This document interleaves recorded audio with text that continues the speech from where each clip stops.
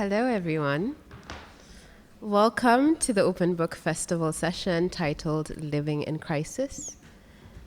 I'd like to begin this session with a question for both the authors on stage and you, dear friends in the audience. How do we tell our stories about the climate crisis? And how do literature, memoir, and policy reflections all offer different ways into the same urgent reality? Think about it. But even as you do, I welcome you into this conversation that will explore resilience, imagination, care, and connection through fiction, personal storytelling, and climate development work. We'll be drawing from 3 books, 3 lived experiences, and 3 broad perspectives that explore how we live, how we create, and care in a world of crisis.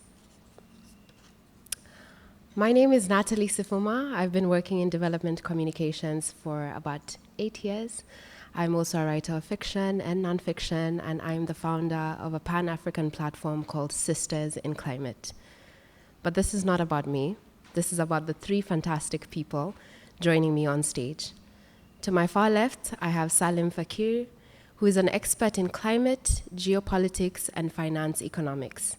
He's the founder and executive director of the African Climate Foundation, the first grant-making foundation on the African continent, with a focus on delivering impact through support to interventions at the climate development nexus. To my left, closer, is Veruska de Vita, who's worked in public relations and communications for 26 years and is the founding partner of Twiga Communications. She's a seasoned journalist with numerous published pieces, and back in 2012, she graduated with an MA in creative writing from Wits University. She's obsessed with the sea, and that began at an early age, and she's always felt at home close to the deep blue. And finally, we have Alistair Mackay, who's a South African writer interested in exploring queerness, marginalization, social justice, and climate change. He holds an MFA in creative writing from Columbia University and an MA in politics from Edinburgh University. The Lucky Ones, which is a book he'll be reading for us today, is his 3rd book and first collection of short stories. So back to the welcome. Let's be present in this space and understand what climate looks like for us. And to kick us off, I'll invite Alistair to read from his book, The Lucky Ones, a short story titled The Kingdom of Prophecy. Of Prophets, sorry. Yeah, thanks, Natalie. Yes, so this is from a story called Kingdom of Prophets, and the narrator is taking himself on a walk through Table Mountain Nature Reserve to try and calm himself down. It's set during the pandemic.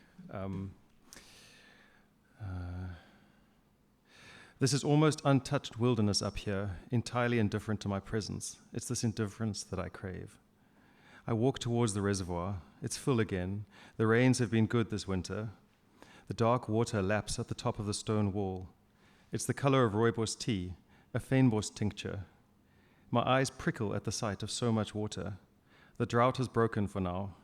The drought that made international headlines, made us famous as the canary in the coal mine for climate change. I remember the clock counting down the days until the taps ran dry. The army was being readied, government said, to keep the peace. Thank you so much, Alistair. I'm sure for those from Cape Town, those who've lived in Cape Town, this is a story that you can relate to, or at least a fraction of a larger story that, takes you back in time. And maybe a good point to start, Alistair, is why did you choose fiction as your way of talking about climate, talking about injustice? Thanks, Natalie. I think partially because when I try write nonfiction, I get really ranty, and I think people don't like to read someone who's ranting about stuff. I guess the climate crisis makes me really frustrated and really angry and really despairing, and I'm sure we'll get into all of those emotions. And I just find that fiction for me works better to calm myself and slow myself. I think that fiction is the best tool we have for imagining another person's life and another perspective. And so I guess my goal then in writing stories and the novels that I've written is to try and really inhabit an experience, a human experience, and try and make the reader feel things and feel emotions very deeply. And then my hope in terms of the climate is that when they feel things and experience things deeply, then it makes them think about things differently. Because the more argumentative approaches that I've tried, I don't think work. I think they put people off. And I think fiction is really powerful. That you can both frighten your readers a little bit. I've written a bunch of. My first novel was a dystopian climate book about the water running out in Cape Town, and there's a dystopian story in this collection as well. But you can also write utopian stories. You can help people imagine alternative futures where things are so much cleaner and more peaceful. And I think it really helps spark people's imagination to imagine alternative ways of being. And then just showcasing different lives and how people are navigating, how they're feeling or navigating their climate grief or their anxiety. I think it really resonates with people and hopefully gets them to think about this stuff. I completely agree. I think we come from a culture of stories, of storytelling, and that's how, for the most part, at least for me, how I was brought up was through stories, and those then make you think beyond your everyday reality and even help in forming values. So thank you so much for sharing that. And, now jumping to Veruska, you took the approach of a memoir, and I imagine there was a lot of journal entries that went into that. There was a lot of interviews. What inspired you to tell the story of the ocean, of climate, from the lens of, your personal experience? Why that and not any other genre? So when I actually started writing the book, my intention wasn't to include information about the climate crisis, but as the journey of writing unfolded, as I was writing, as I was speaking to people who are deeply in touch with the ocean, I realized that it was something I actually couldn't avoid. It was unavoidable. Everybody I spoke to noticed such enormous changes in the oceans and the seas that they experienced. Every free diver I spoke to told me how they had seen shifts in the number of fish that they now see, that coral reefs have changed, the migratory patterns of whales have changed. And it was something that so desperately needed to be included in this book that I actually started to explore it a lot more, because I wanted to bring it into deep blue and make it part of my journey and my memoir, and also show everybody how it is affecting not just people who are extreme swimmers, but people who need the ocean to survive, to live, be it from an economical point of view to actually just feeling good. And it was so necessary. I think so. And it feels so perfect that we're having this conversation in Cape Town. So you're close to the ocean, even though you're based in Johannesburg. Yes. So how do you feel today?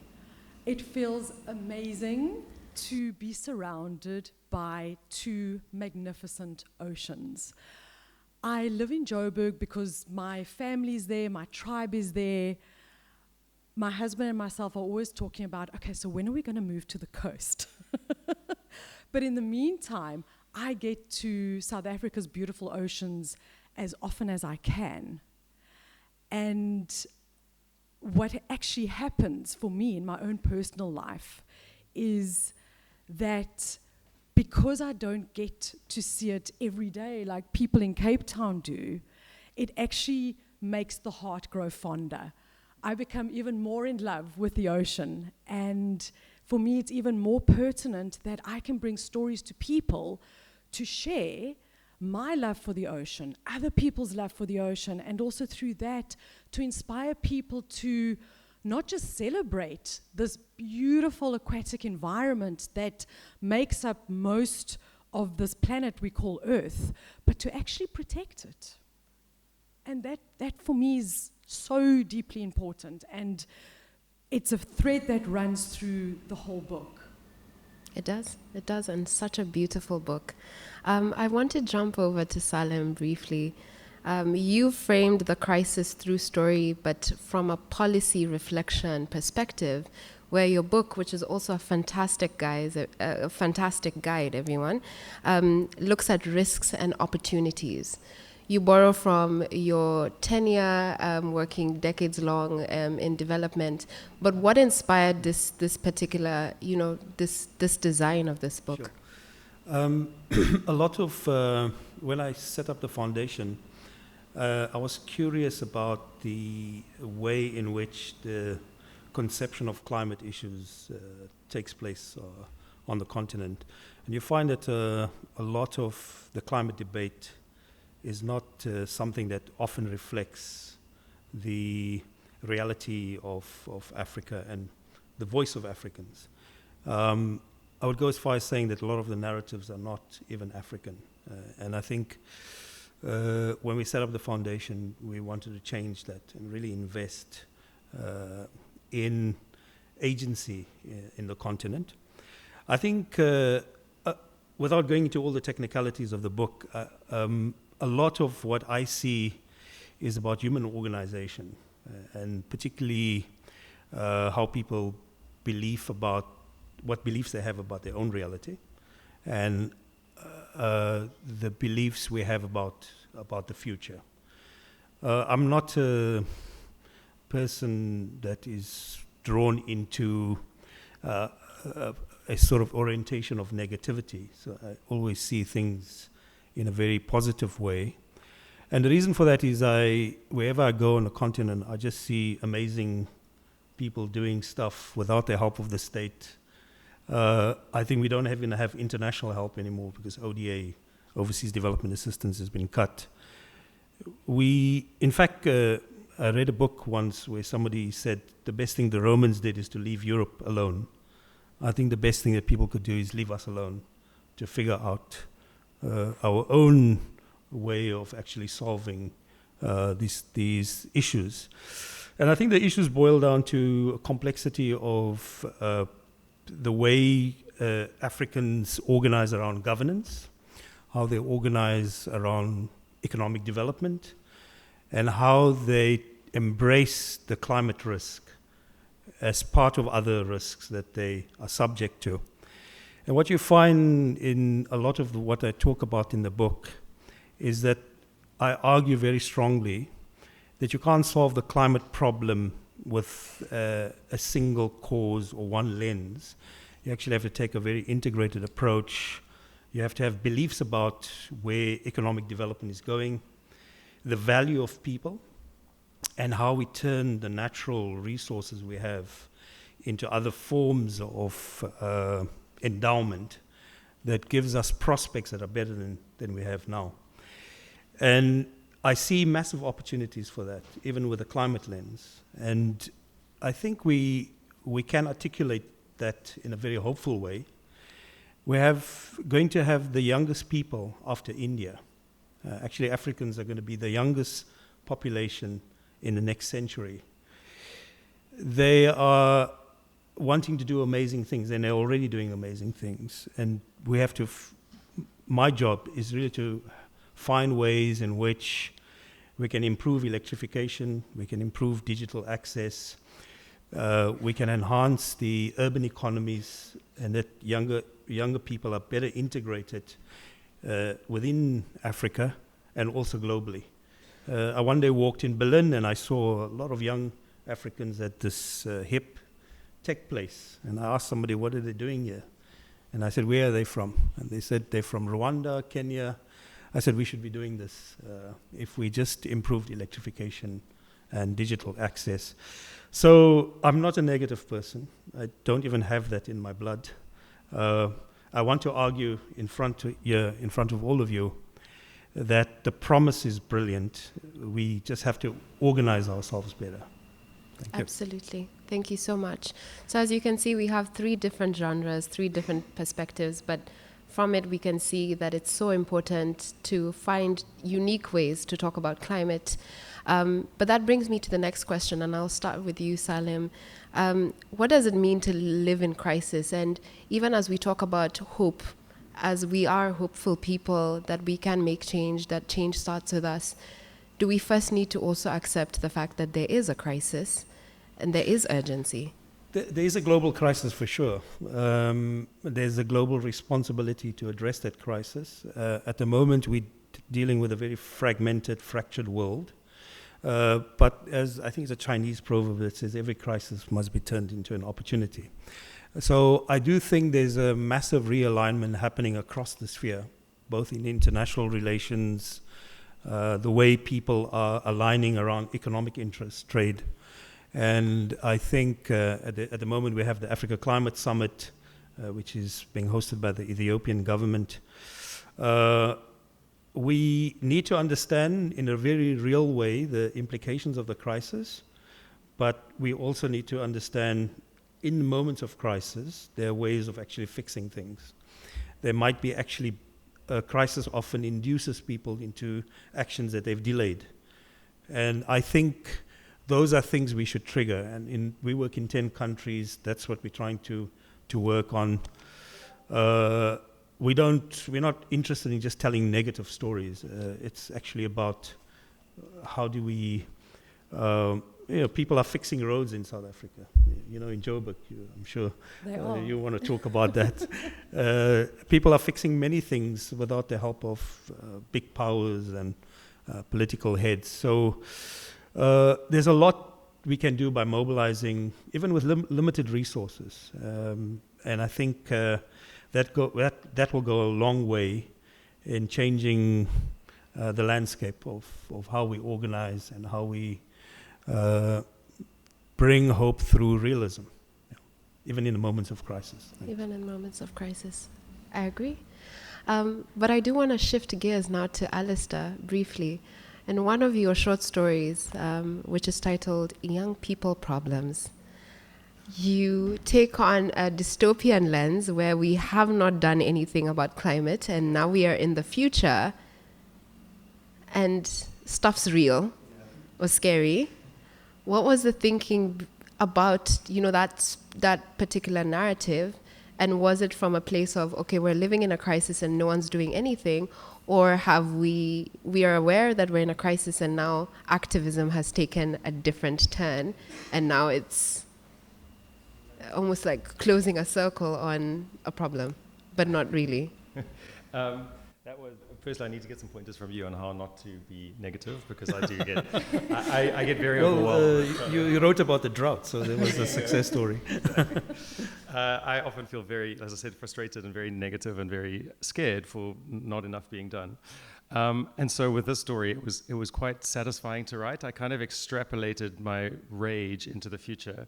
So the premise of the story is called Young People Problems, and it's based on the idea that there's a certain type of politician, there's a certain type of leader who always just kind of downplays climate change and downplays anything to do with with trying to mitigate that as that's for the next generation to worry about. That's kind of young people problem. And so in this story, I imagined it in this future where not enough has been done about climate change because we've all been too apathetic.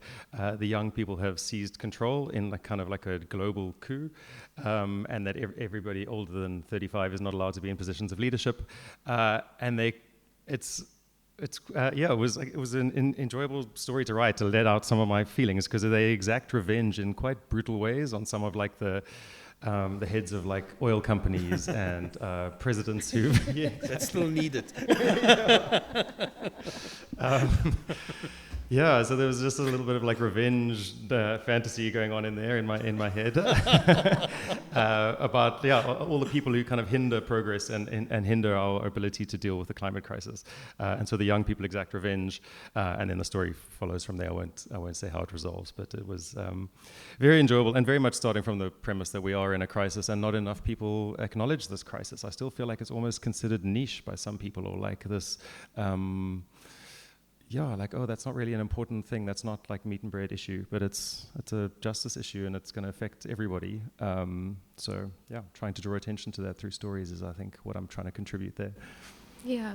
I mean, while I have you on stage and while you're talking about that story, I mean, I am curious to know how that approach then looks into some of the other challenges that, you know, kind of find themselves integrating with climate, with the leadership crisis that we have across Africa.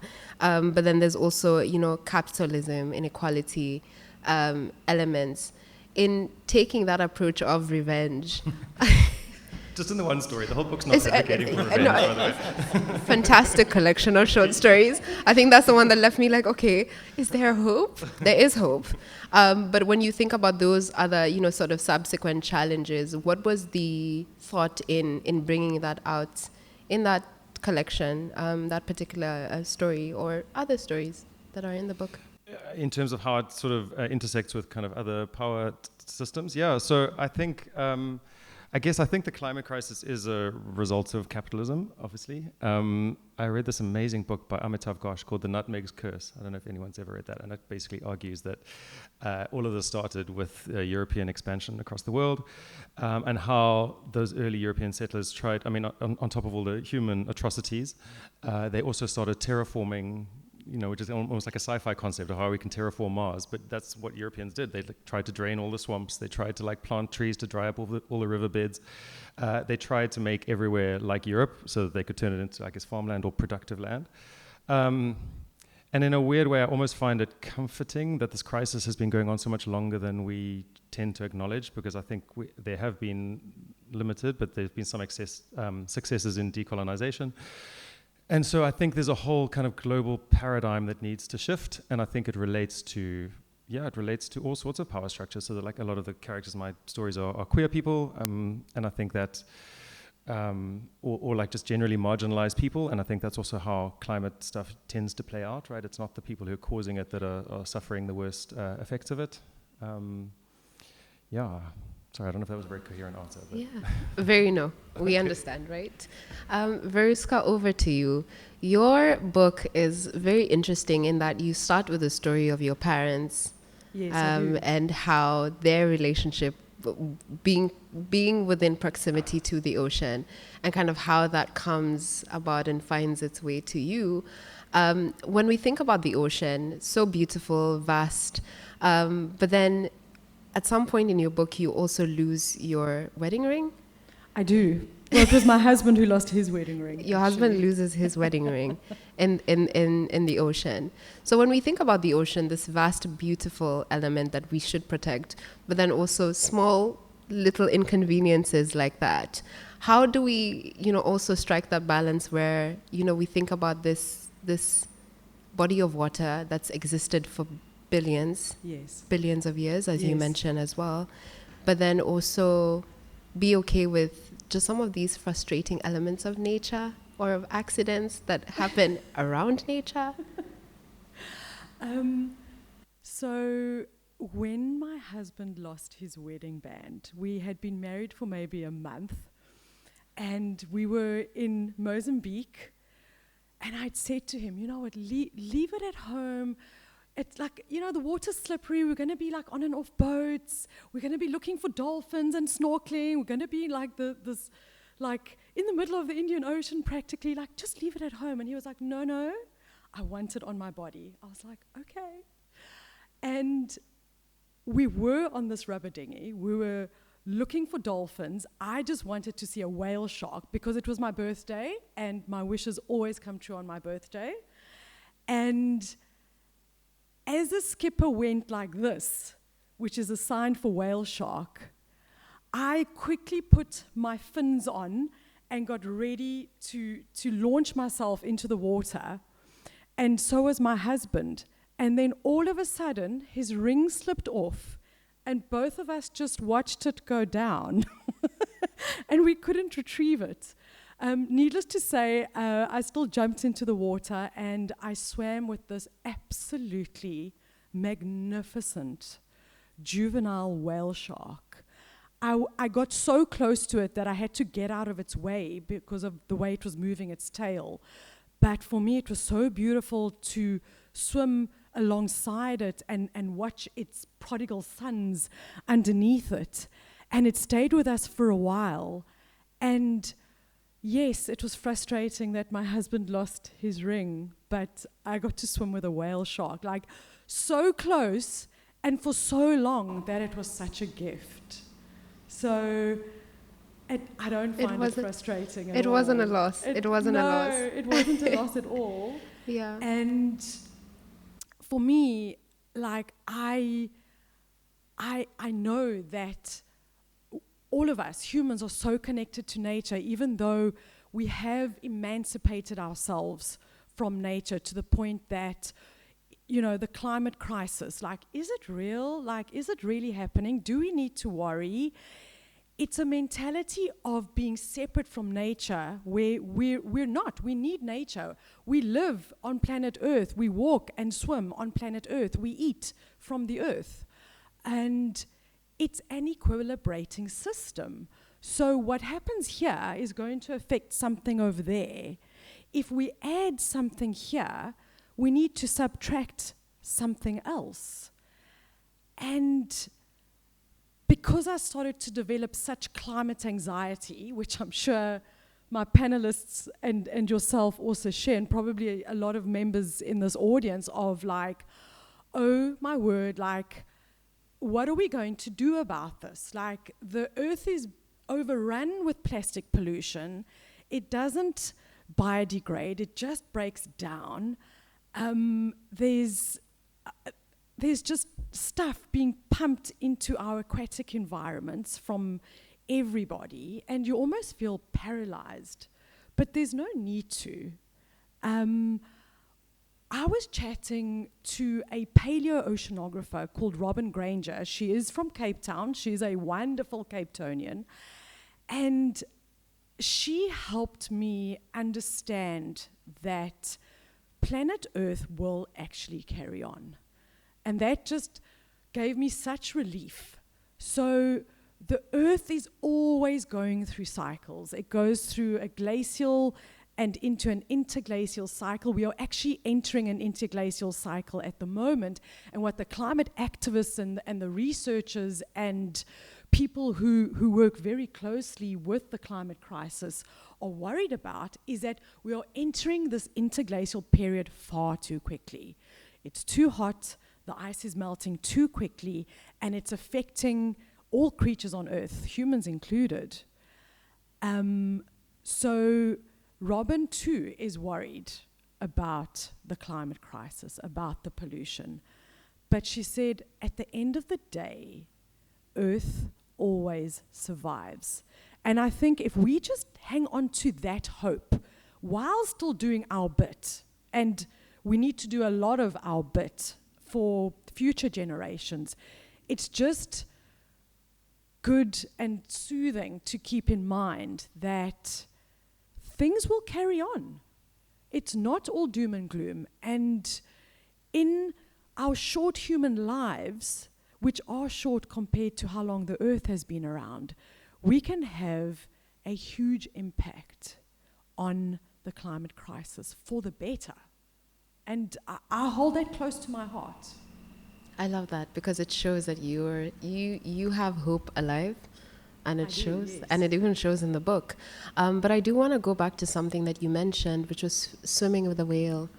And one of the things that you bring out in your book is how human interference has affected just the presence of marine life, and one of the animals that you speak of, or wildlife, ocean life, are whales.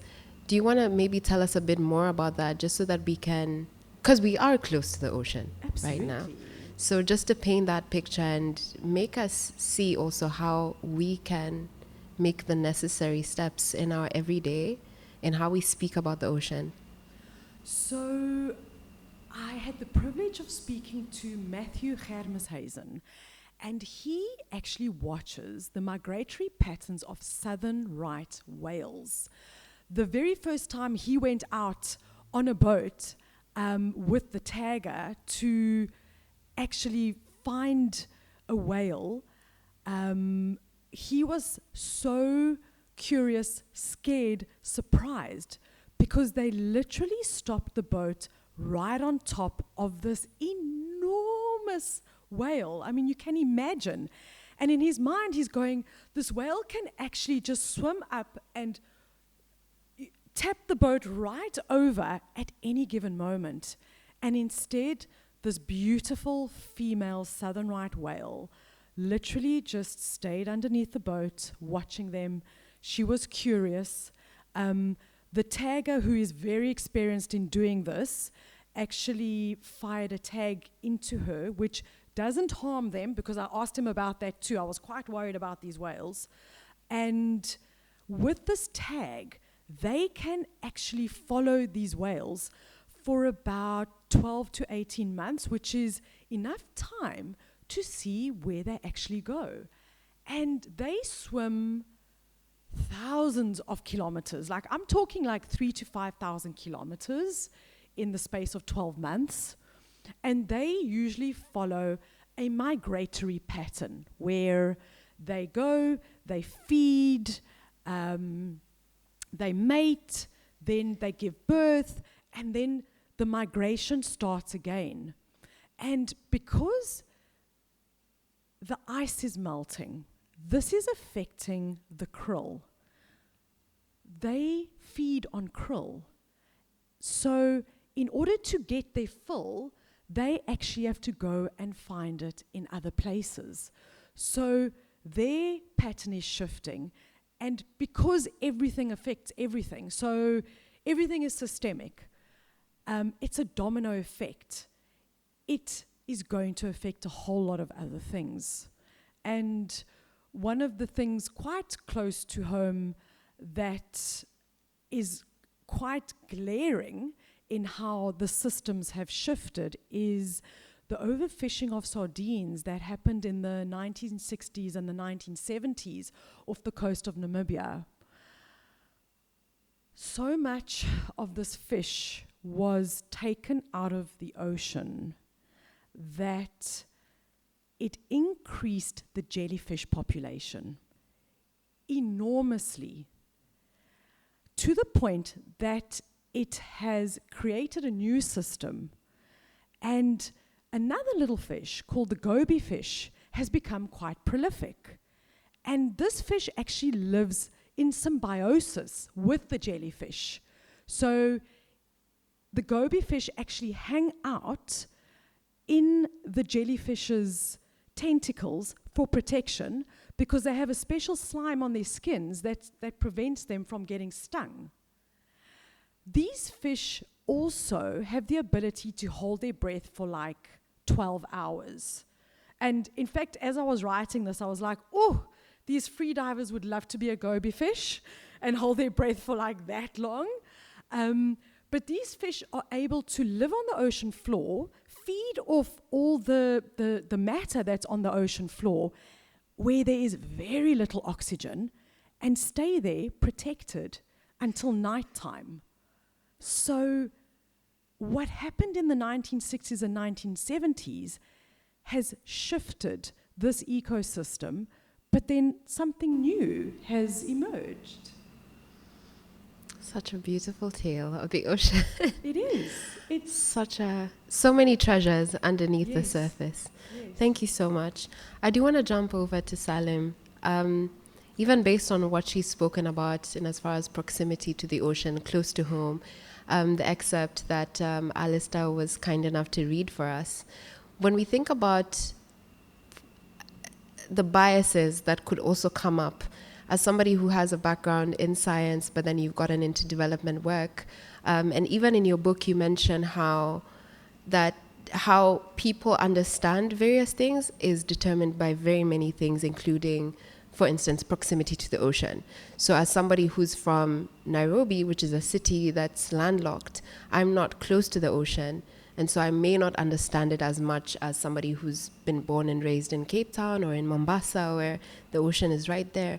But in your line of work, what have you seen as a way to bring all these perspectives together, or bring different people together to understand that this is something that is very important? Earth, in as much as it will, take care of itself, we also have a responsibility as people, as leaders, as policymakers, etc. What are your thoughts on that? I think the way, my sense of it, and there's no single way of thinking about this, and a lot of what we do is also very experimental. We're trying out new things all the time. I think you must give people an opportunity to turn their helplessness, anxiety into something where they feel they can contribute, because you're creating a pathway for that to happen. For example, you mentioned you did a book on day zero. So there was a sense of hopelessness or helplessness. I remember buying a lot of water and even going to the waterfalls in Muizenberg and getting some water from there. But you have to ask yourself, how did 1.2 billion liters of water come down to 600 million? I think that's the figure we looked at. So it was a combination of many things. And again, this point of organization, if you lift the ambition through organization, you can actually bring a lot of people together to change behavior, to make interventions. There were lots of people I know in Constantia also drilling for wells. The drilling companies were making a lot of money. We don't want that behavior, but generally, I think you have to focus on creating pathways for organization and for people to be able to contribute to that. The question, I think when we were speaking outside, you asked me about science, and I think we are in a situation where the scientific authority is being hammered. In the early phase, in fact, the oil companies, just to come back to the topic of the oil companies, the early data of climate change actually came from coming to oceans, linking it to your ocean work. A lot of work that scientists in oil companies were doing in measuring temperature change in the oceans. That data clearly showed that there was, with increased emissions, temperatures were going up. In fact, there's a lot of online information on how the oil companies then worried about now not being able to see returns on the basis of this information, because then it would lead to a situation where government policy would have to be put in place to limit further use of oil and actually encourage investment in something else. So there is a hammering of science. We have challenges also with the internet, because you don't know what to trust anymore. I mean, you probably came across that. And so and then we have opportunities to create what I would say, community-based science. There's a lot of people experimenting with that, particularly in the water sector as well. So scientific information, particularly on the question of the oceans, is the whole Atlantic sea current, which is now slowing down. That will have major impacts. So how do we bring science back into the realm of, Trump goes on a thing called truth social. There's nothing true about it, and there's nothing social about it. So to bring scientific authority and diverse kinds of science.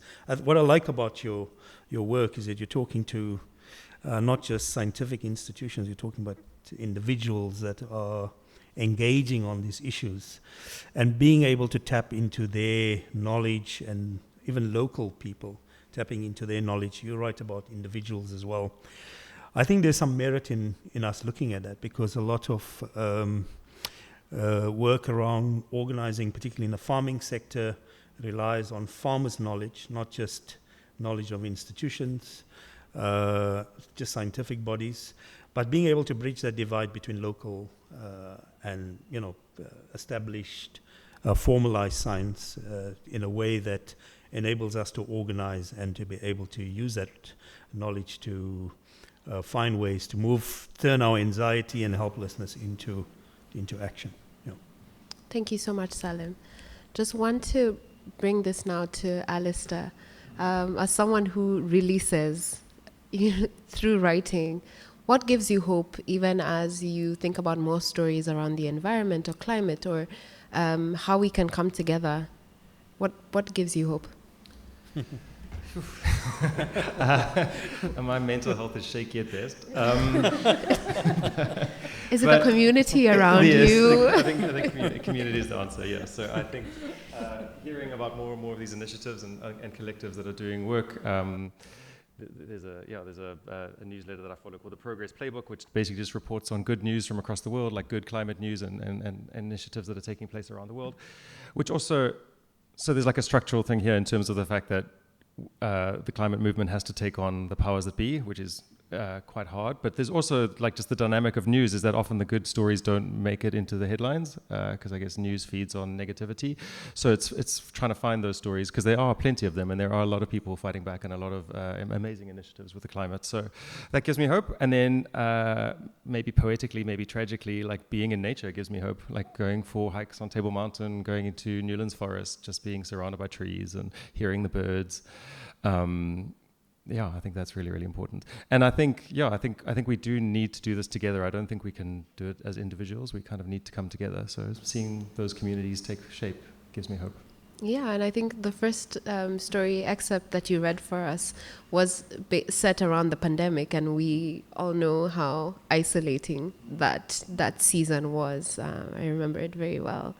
Saliem, what gives you hope? I just see immense potential with the right orientation, human society can fix. Otherwise, we're going to go extinct, and the planet will continue. That we, even Elon Musk's idea of going to Mars will not work. But I don't know. I find it very difficult to be negative. I have to be honest. I just don't know how to be negative. What do you do? Tell us. Is it something in your breakfast? I have a certain mindset about being able to find ways in which to organize people around solving problems. Yeah. Thanks. Thank you for sharing. Before we get to our questions from the audience, I'd like to invite Veruska to tell us more about her love for the ocean by reading a short excerpt from Deep Blue.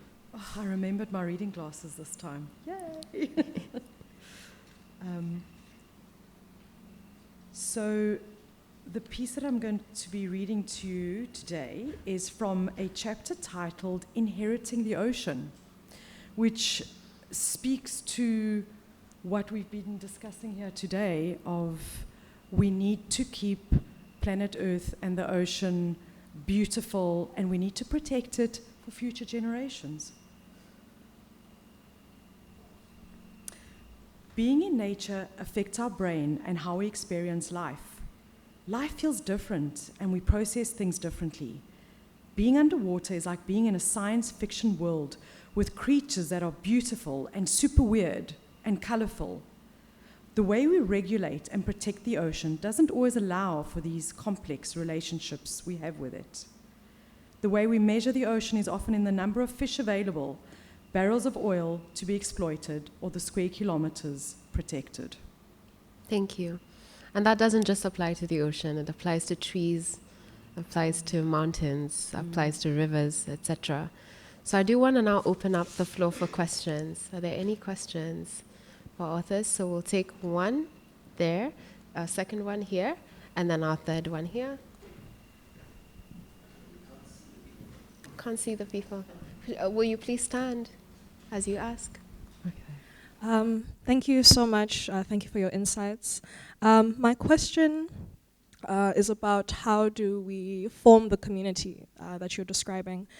Because I think, at least in my life, and I think amongst young people, there are so many socio-political issues that people feel like should take precedence, right? And that makes sense: women's rights, queer rights, workers' rights, the rise of authoritarianism, and with social media, we're very much stuck in those discourses. So I think, Alistair, you mentioned that sometimes the climate crisis can feel like a niche subject, and I feel it's very important to figure out how to bridge that gap for people to understand that the climate crisis is as much about racial liberation, women's liberation, queer liberation, workers' liberation.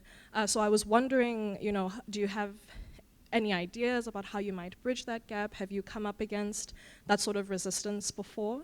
And if you have any ideas about just how to forge that community in the midst of crisis across the globe. Thank you.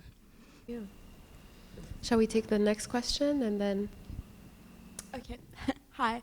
I was just wondering, especially as a writer myself, if you have seen the impact from your work, if you've had people come to you telling you about how your stories changed them, and even especially people who are not necessarily inclined towards thinking about the climate or about the ocean or about policy in terms of the stuff, like, have you seen impact? We'll take the last question for this round, and then... Sorry, I'm just trying to frame this in my head properly. Also, in the previous talk I was at, which was on crime and politics, there was a lot of focus on what makes you hopeful, but Alistair, I really resonated with the anger. Because we need to know when is it time to be angry, when is it time to read How to Blow Up a Pipeline, when is it time for Luigi to, take precedence.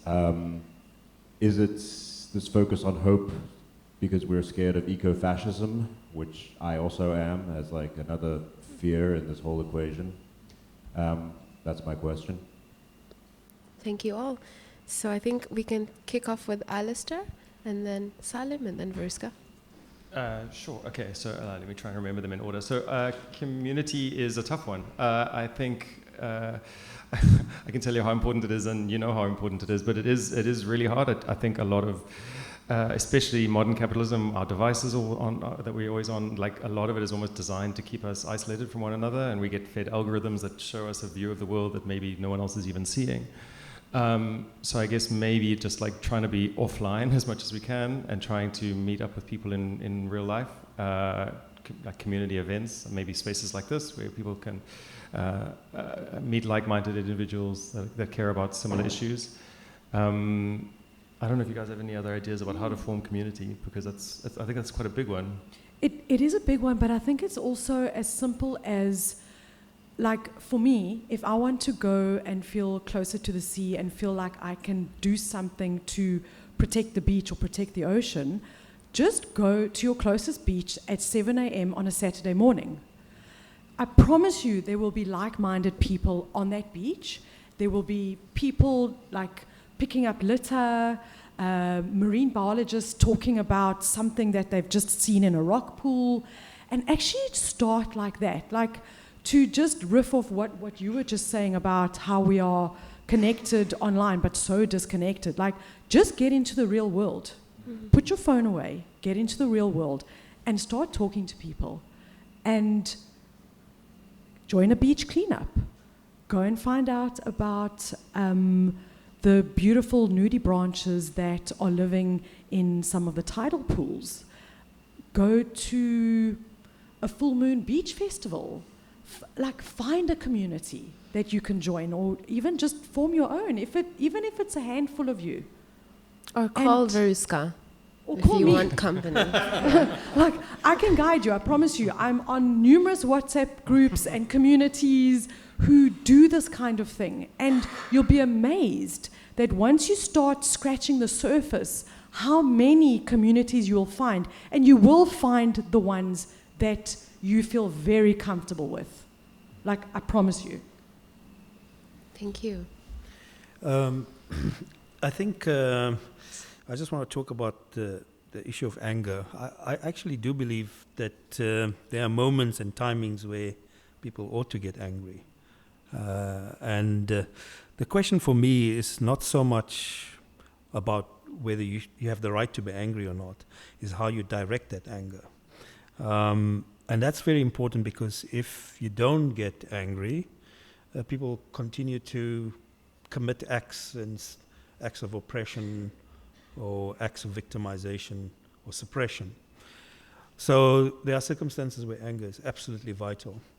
But there are also moments when anger doesn't work, and you have to figure out what is the right timing. And I think this is where I think that you have the right to be angry, but you have to have the wisdom also to know when to be angry, and with what you have to be angry, and how do you use anger as a tool. Yeah. But you have to not only use anger solely, you have to find other ways of also dealing with situations where if anger gets you across a certain line, then you have to step into another mode. Yeah. As someone who occasionally gets angry about just this conversation and this topic, I find that sometimes I appreciate just sitting in the anger, even if just for a bit, and then from there, what is the solution? I'm one of those people who, okay, what do I have at my disposal? How can I do?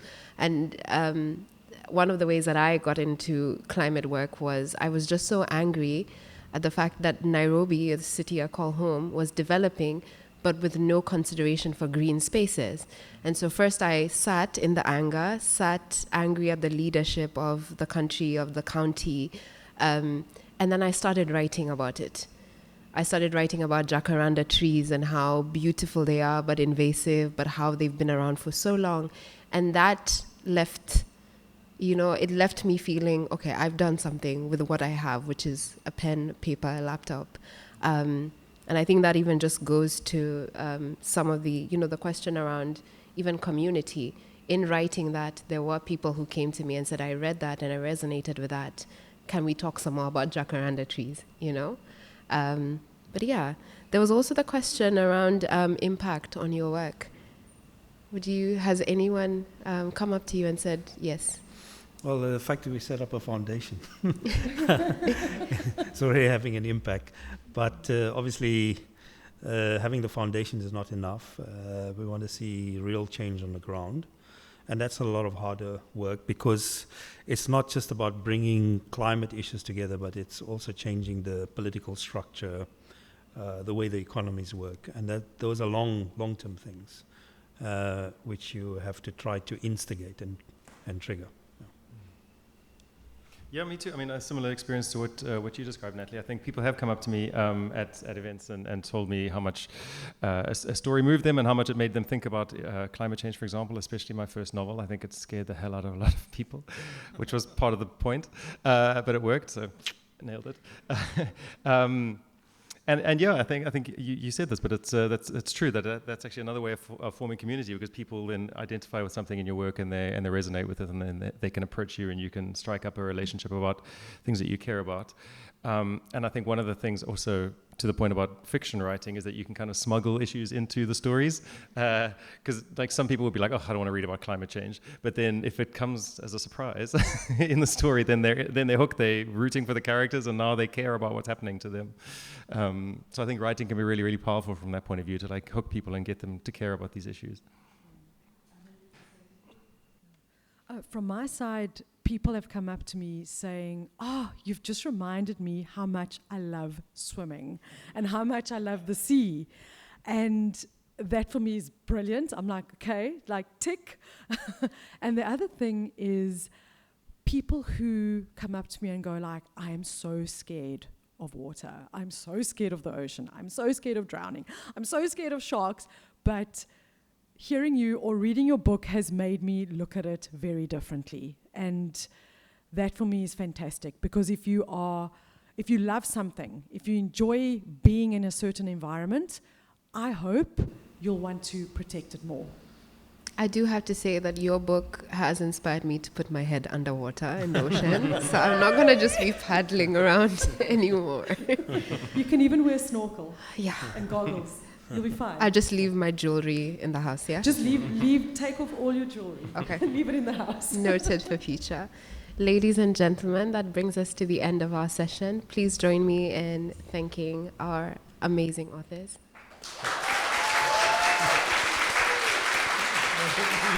Thanks.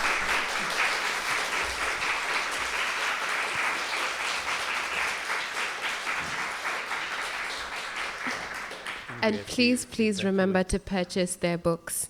They're amazing books, different perspectives. You'll learn one thing, two things, five things.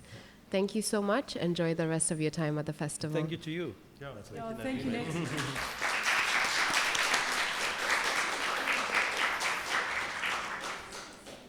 Yes, please. We have one person who has to say something. Oh. I want to follow up on this question of what can we do. I work voluntarily for Extinction Rebellion. There's one in Cape Town and there's one based in Joburg. And we're specifically focusing on oil and gas, which are very threatening to our oceans. They're planning 95% of our coast is under exploration leases, 95% of the South African coastline. Okay, you can join Extinction Rebellion. We have a Facebook page. We have an Instagram. There is Green Connection, who has been taking oil companies to court. They have been winning court cases. Go to their Facebook. See what you can do to help. They are winning court cases. There's also African Climate Alliance, which very much focuses on the youth. They're starting their climate week next week on the 8th of September. Go to their Facebook page, join in, and you will start meeting people and finding out there are so many things you can do. Do it. Thank you. I can co-sign.